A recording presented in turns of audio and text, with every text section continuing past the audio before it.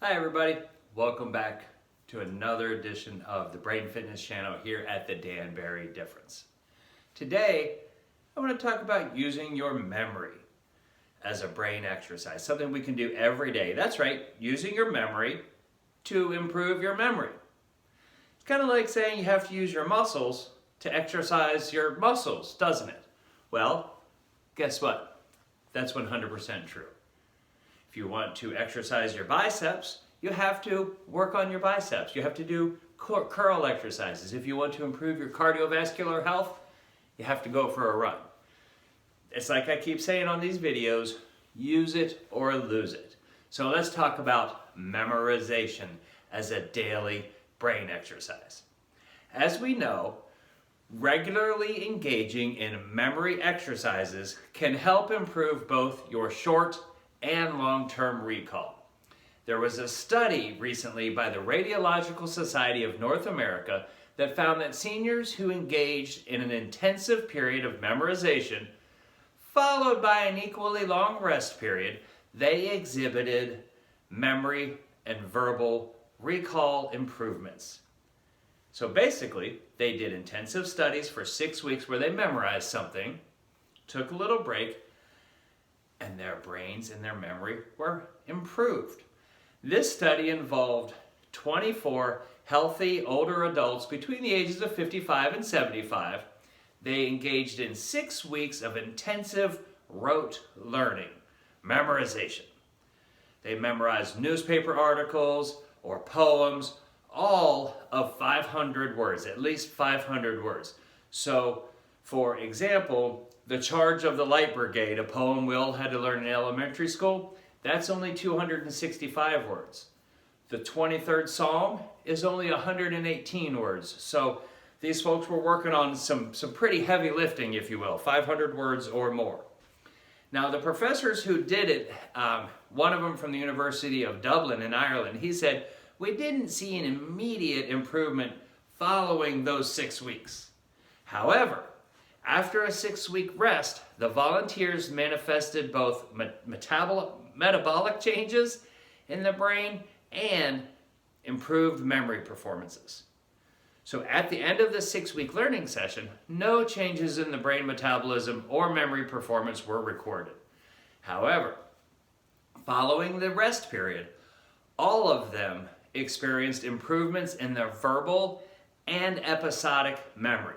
They were better able to remember and repeat a short story.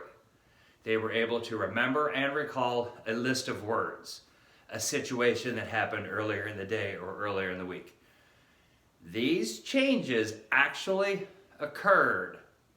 They were in relation with metabolic changes that were found in the left posterior hippocampus of the brain. This is the part of the brain that is related to memory. So things did change, things did get better. So as with most brain training and brain exercises that we talk about here, they're great. They do wonderful things for your brain. But memory actually changes the brain the more you try to memorize things and the more you work on it. Like the professor said in the study, the brain is like a muscle that must be exercised throughout the retirement years as a defense against dementia, cognitive lapses, and memory failure. What do I always say? Use it or lose it. So, how's your memory? Is it up to par? Are you feeling a little nervous about your own memory? So we need to exercise it every day. How do we do that? Well, we can memorize short passages, short poems. I said earlier, The Charge of the Light Brigade. Onward rode the 600 into the Valley of Death. We all remember that from elementary school. That's a great start. Like I said, it's only 265 words. The 23rd Psalm is only 118 words. Start with those. Here are some other strategies that can help every day to keep our memorization working. Tip number 1 is chunking the information. Chunking, I love that. But think about it, we do that all the time. We chunk information. A perfect example is our phone numbers. 330-867-5309. 3 numbers, 4 numbers. Ding, ding, ding. That's how we do it. Can you imagine if you asked me my phone number and I said, sure, it's 3308-6753-09. That doesn't make any sense. But we've chunked that pattern. We've learned that pattern of chunking for phone numbers. Another tip that I like to use is called loci, or location. We memorize things as in a location, and a great example of that would be next time you have a grocery list or a list for the store, write it down and then try to figure it in order of the store. And then leave your list in your car, maybe leave it in your pocket as a fail-safe, but try to memorize the list based on location. And as you want to improve, you can do that with other things. Maybe you need to memorize birthdays for all your grandkids. Memorize them by their locations, east to west. Great way to remember them. Another tip for memorizing things is to use music. We use music all the time. Phone numbers, 8675309, 8675309. It's an old song, but I've heard many people use it for their own phone numbers. My second grader right now is working on his days of the week. And guess what song he uses? Sunday, Monday, Tuesday, Wednesday, Thursday, Friday, Saturday, da da da da da da da. Helps him remember and memorize the days of the week. Another good tip that I use all the time, create a rhyme for whatever it is that you need. If you have a hard time remembering things when you go to the grocery store, use all the items with a rhyme. Associate them and then try to leave the list in your pocket.